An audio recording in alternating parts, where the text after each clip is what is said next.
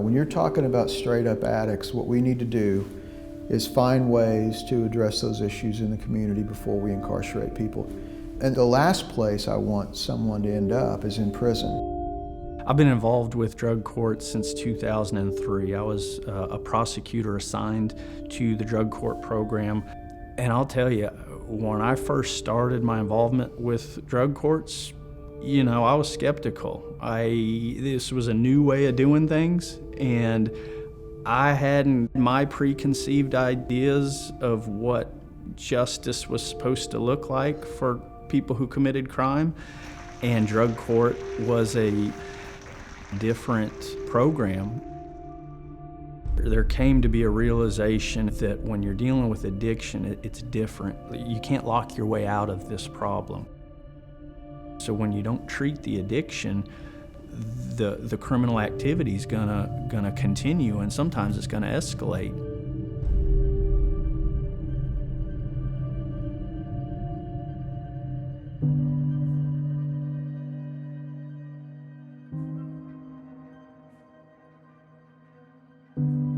I remember sitting there in my jail cell. I said, I don't want to be like this.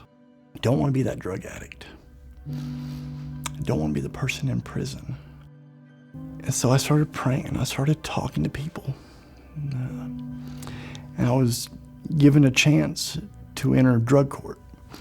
I was told it's hard, it's so hard. You might as well do your prison time. This program is so hard. And I thought to myself, I was taught, if you work hard, it's worth it.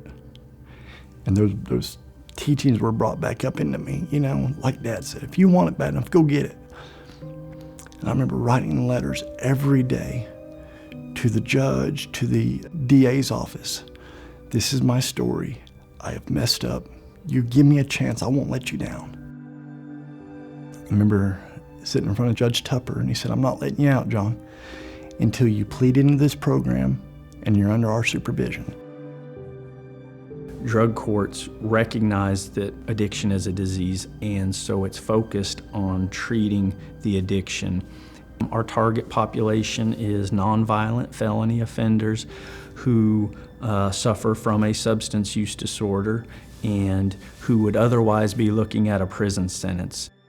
And so it's either prison or you can try drug court. So there's no surprises. Everything is laid out in advance, and if a offender wants to go through that, wants to agree to drug court, and the drug court team accepts the individual, then they come into the program. They plead guilty to the underlying charges, and their sentencing is put on hold pending their participation in drug court.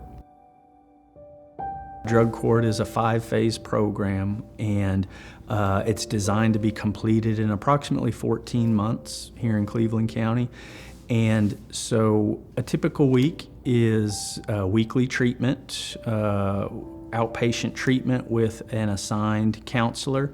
It's random drug testing to ensure that our participants are truly sober when they tell us they're sober. When pleading into drug court, my family didn't have that burden of, do we have to call you out on your lies anymore? Do we have to monitor every move you're making? Are you lying? Are you stealing? Are you high? That was the drug court's job. They were the ones I reported to. They're the ones who would determine if I took drugs or not.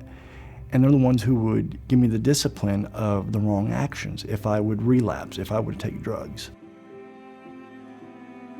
And from there, I moved forward. I did everything drug court asked me to do. I participated.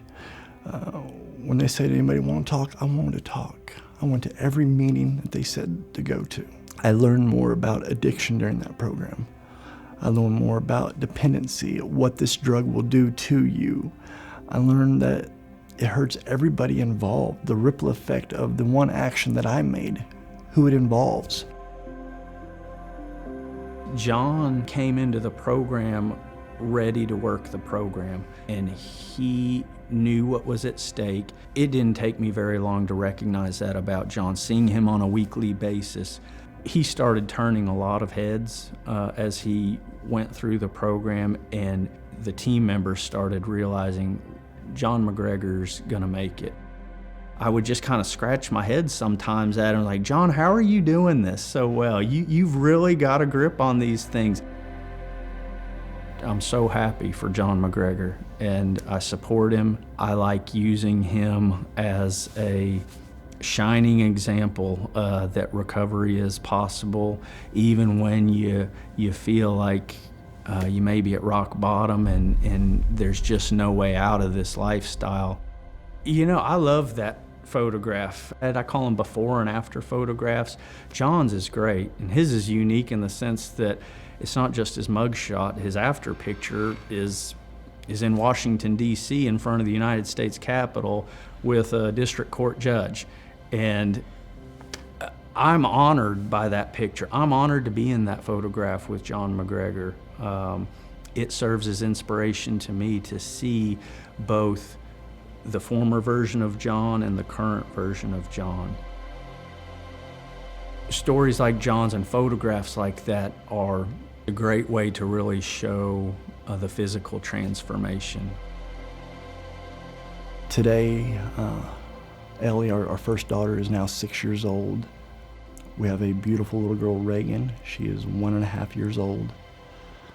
And we found out the other day we're expecting our third child. Her name is Cheyenne. So we have 3 beautiful little girls. The third is on its way. You know, I look back, I almost lost my first daughter. And now I have a chance with 2 more daughters, so I will have 3 beautiful girls, 3 beautiful gifts that could have never been there if I would have stayed in addiction. If I didn't have that life-changing experience of meeting death and getting a chance at life one more time. Now I have life. I have a family again.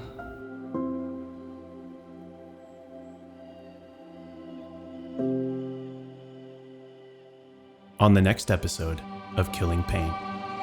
We can address this issue just like any other public health epidemic, but we have to start with education and discussion. There's nobody beyond treatment. There's nobody that I would give up hope for. Our drug courts are some of the best in the United States, but our drug courts are full almost every day. We haven't seen an increase in drug court funding in over a decade, and there are people who are sent to prison every single day because there's no more room in their local drug court. This addiction is preventable, and it's certainly treatable. Every Oklahoman needs to just get loud.